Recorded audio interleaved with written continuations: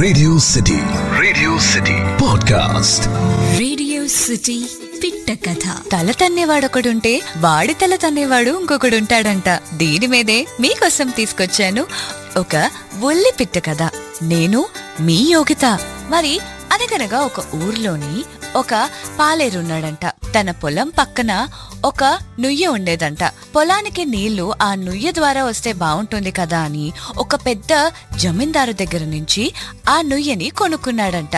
కొనుక్కున్న మరుసటి రోజు ఆ నుయ్యలోంచి వాటర్ తీస్తుంటే ఆ జమీందారు అన్నాడంట, నుయ్య మాత్రమే కొనుక్కున్నావు, నీళ్లు కాదు అని చెప్పి నీళ్లు తీసుకొనివ్వలేదంట.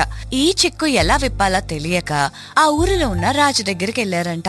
ఆ రాజు తన దగ్గర ఉన్న మంత్రికి చెప్పి ఈ సమస్యని ఎలాగైనా పరిష్కరించు అని అన్నారంట.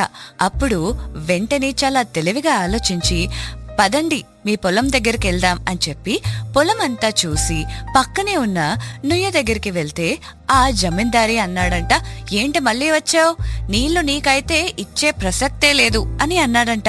అప్పుడు ఆ ఆస్థాన మంత్రి అన్నాడంట, అవును నీళ్లు వద్దులే, కానీ నుయ్య ఆయనది కదా, ఆయన నుయ్యలో నువ్వు నీళ్ళలా గుంచుతావు, తొందరగా నీళ్లు ఖాళీ చేసి, లేదా ఈ నుయ్యకి రెంట్ కట్టు నీళ్ళుంచుకున్నందుకు అని అడిగాడంట. అంతే, ఇంకా జమీందారికి ఏం సమాధానం చెప్పాలో తెలియక అక్కడి నుంచి నడిచి వెళ్ళిపోయాడంట. అర్థమైంది కదా, మనమే తెలివైన వాళ్ళమని ఎప్పుడు అనుకోకూడదు. మనకంటే తెలివైన వాళ్ళు ప్రపంచంలో చాలా మంది ఉంటారు. అర్థమైంది కదా.